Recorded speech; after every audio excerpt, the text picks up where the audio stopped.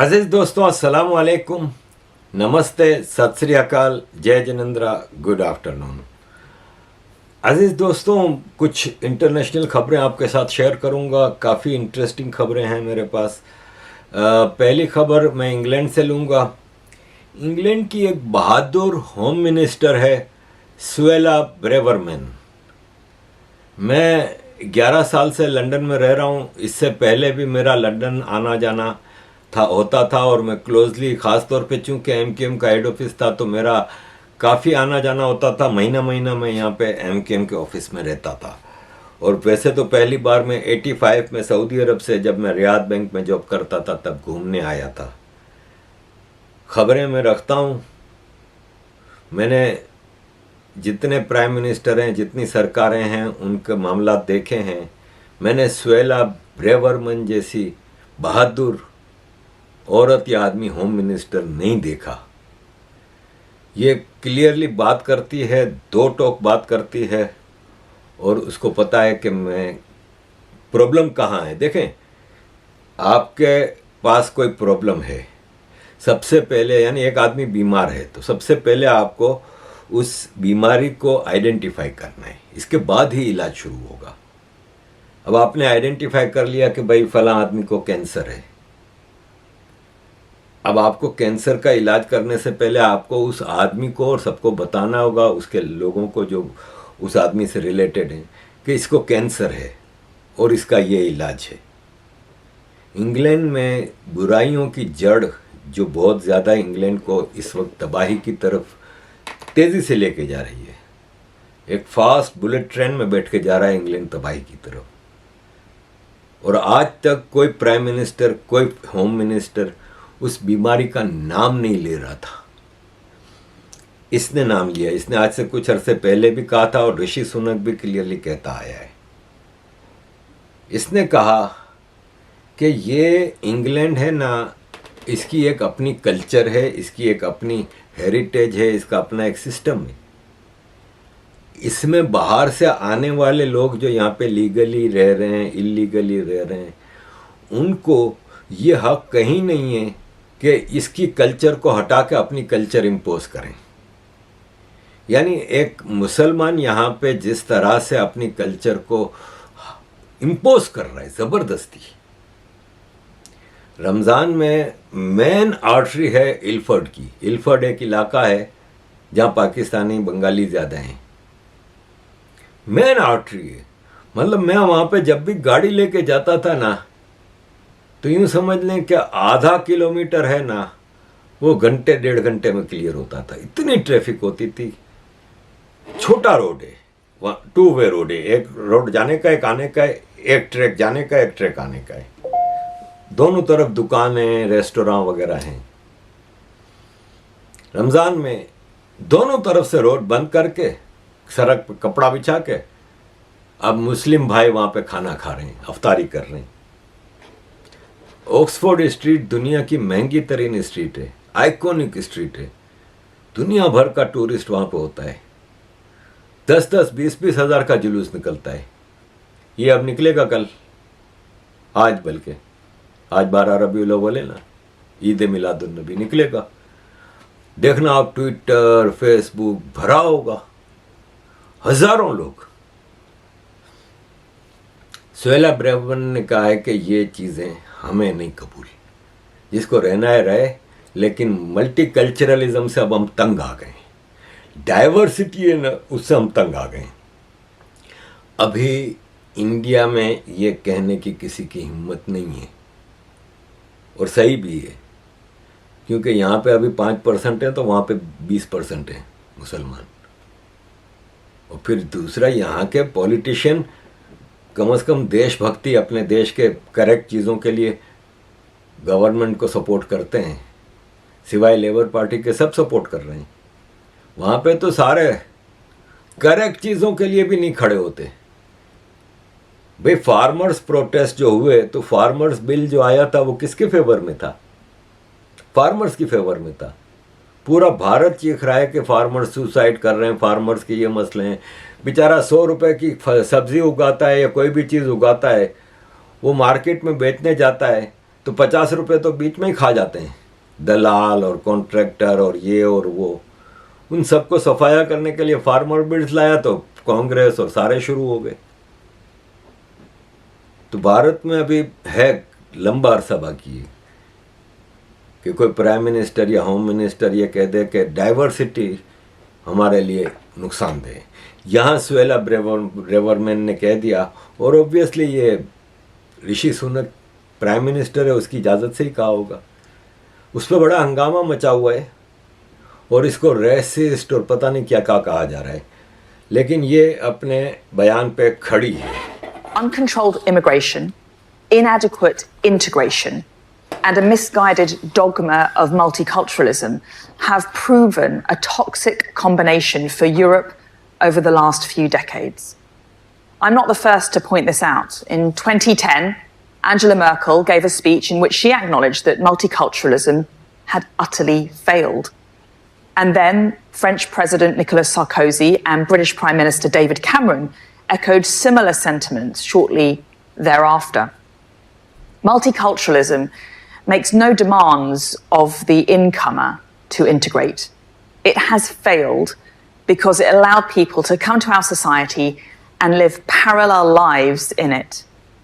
They could be in the society, but not of the society. And in extreme cases, they could pursue lives aimed at undermining the stability and threatening the security of our society. अजीज दोस्तों, इसी तरह England के एक minister हैं, local government के minister ली really, इन्होंने भी ये बयान दिया है कल कि इस देश में यानी यूनाइटेड किंगडम में हिंदू से नफ़रत अब आम हो गई है और यहाँ पे हिंदू फोबिया बहुत बढ़ गया है और हिंदुओं के ऊपर अटैक्स हो रहे हैं। ये हमारे लिए सोचने की बात है और ये ऐसे कई वाक़यात हैं और सरकार को चाहिए कि ये जो खालिस्तानी एक्सट्रीमिस्ट हैं वो इलीगल तरीके से, गलत तरीके से, गैर कानूनी तौर पे लोगों के ऊपर अटैक कर रहे हैं और जो चीज़ें कर रहे हैं, इंडियन कौंसलेट पे कर रहे हैं, इंडियन हाई कमीशन पे कर रहे हैं, मंदिरों पे कर रहे हैं, इन सब की जांच होनी चाहिए। और लास्ट ईयर और इस साल लेस्टर में हिंदुओं के ऊपर जो अटैक किए गए उसकी पूरी जांच होनी चाहिए, पूरा होना चाहिए। हिंदू फेस्टिवल जो होता है ना, देखें मुसलमान का जुलूस कहाँ निकलेगा? Oxford street, Piccadilly, main iconic जगह पे पूरे यूके को तंग करके रखना, ट्रैफिक बंद, टूरिस्ट का आना जाना बंद, सब कुछ।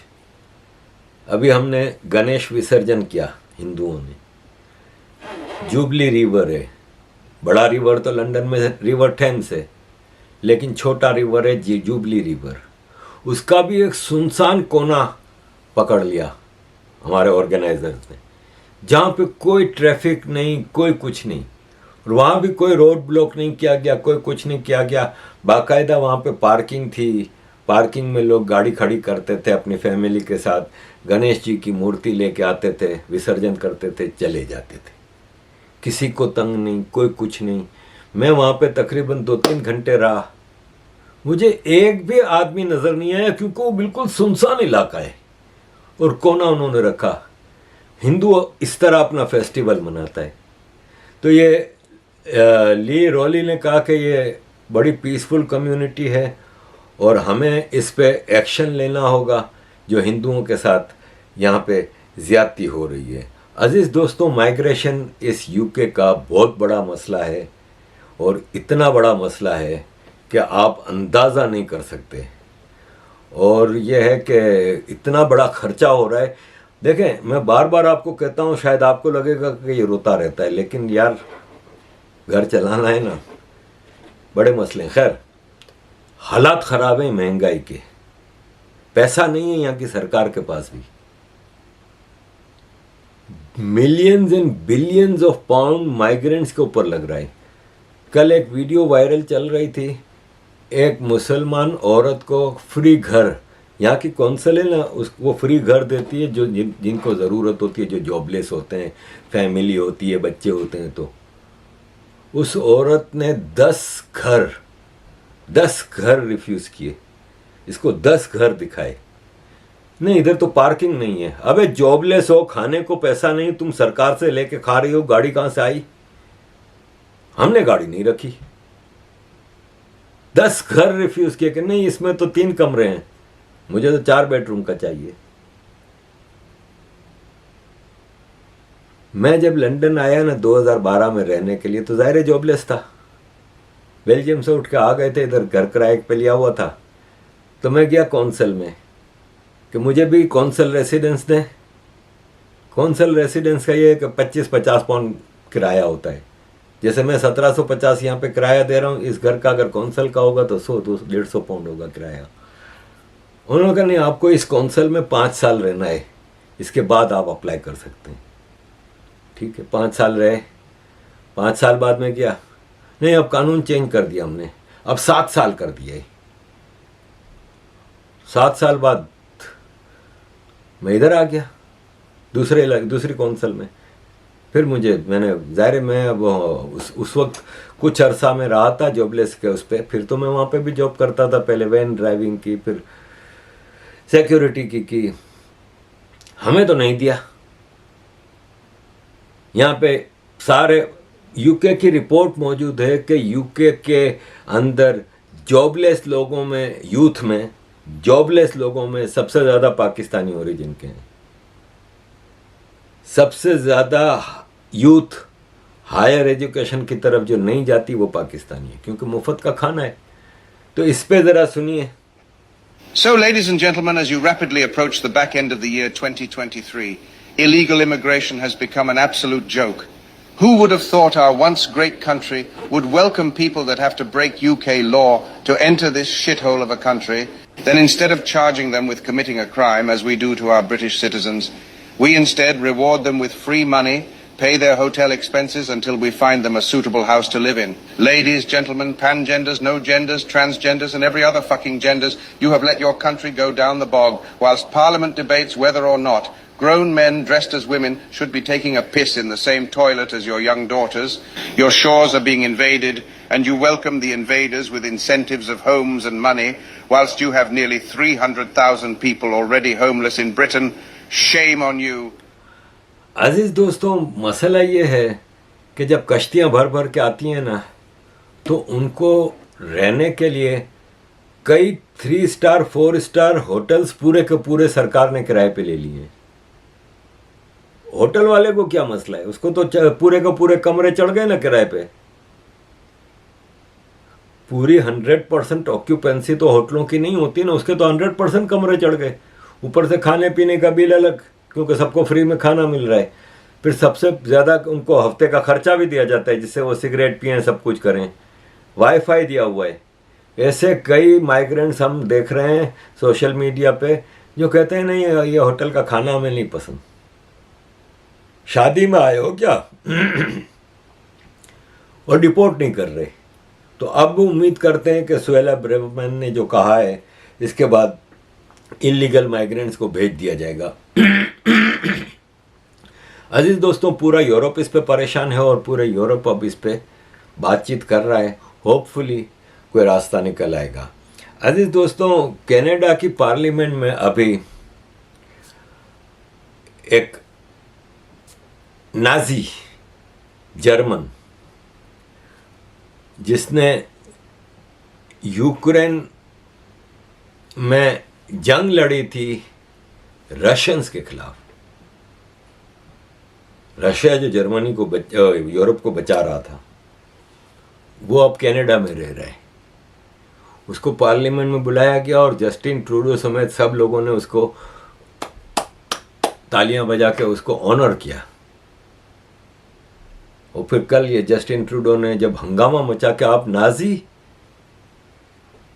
भाई नाजी के आपको पता है कि उन्होंने ज्यूज मारे थे, तो हॉलोकॉस्ट और ये सब के ऊपर नाजियों को तो आप कभी करना सबसे बड़ा पाप है यहाँ वेस्ट में।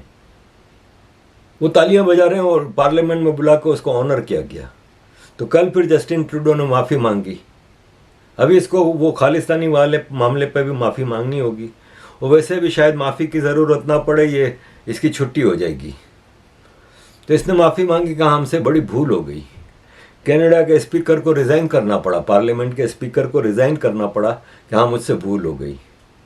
अबे बनाना रिपब्लिक हो तुम लोग, क्या भूल हो गई? इतना बड़ा मुल्क चला रहे हो, तुम लोगों को पता ही नहीं है। अजीज दोस्तों, former head of Canadian intelligence Ward Elcock ने कहा है कि किसी डिप्लोमेट को कत्ल करने के पोस्टर लगाना कनाडा में क्राइम नहीं है। जाहिर है Canada is a banana Republic, bloody banana Republic, जब भी तो क्राइम नहीं है। और कनाडा बनाना रिपब्लिक नहीं है, ये गवर्नमेंट बनाना रिपब्लिक है। कनाडा ट्रूडो खानदान के अलावा जब भी गवर्नमेंट आई है तो ये चीज़ हमने नहीं देखी। एक ये जस्टिन ट्रूडो और एक इसका बाप। और अब तो सुनने में आ रहा है कि वहाँ पे शायद Jagmeet Singh next prime minister भी बन जाए, यू नेवर नो। अच्छा है बन जाए तो मामला और जल्दी खराब होगा। अजीज दोस्तों, एक और आखिरी खबर आपके साथ शेयर करूंगा। क्या अमेरिका की गवर्नमेंट बंद तो नहीं होगी, लेकिन कह रहे हैं कि इस वीकेंड पे बंद हो जाएगी, क्योंकि अमेरिका का जो फिस्कल ईयर है ना वो 1 अक्टूबर से 30 सितंबर होता है। तो ये 30 सितंबर को अमेरिका का फिस्कल ईयर पूरा होगा और नया फिस्कल ईयर शुरू होगा 1 अक्टूबर से। लेकिन कांग्रेस ने अभी तक बजट और फंडिंग, गवर्नमेंट के मामला चलाने के लिए फंड चाहिए होते हैं ना, वो फंडिंग की अप्रूवल नहीं दी। वो ज़ाहिर दे देंगे। अभी 31 ट्रिलियन डॉलर लिमिट थी डेट की, कर्जे की। अमेरिकन सरकार ने 31 ट्रिलियन डॉलर कर्जा ले लिया था, हंगामा मत किया कि कलेप्स हो जाएगा, बैंक करप्ट हो जाएगा, ये वो। फौरन आ गई कांग्रेस और उस 31 ट्रिलियन की लिमिट बढ़ा दी। तो यहाँ भी आ जाएगी, लेकिन इस वक्त सिचुएशन ये है कि अमेरिका को भी काफ़ी मसले हो रहे हैं। अजीज दोस्तों, thank you very much for all your support. Kindly keep supporting.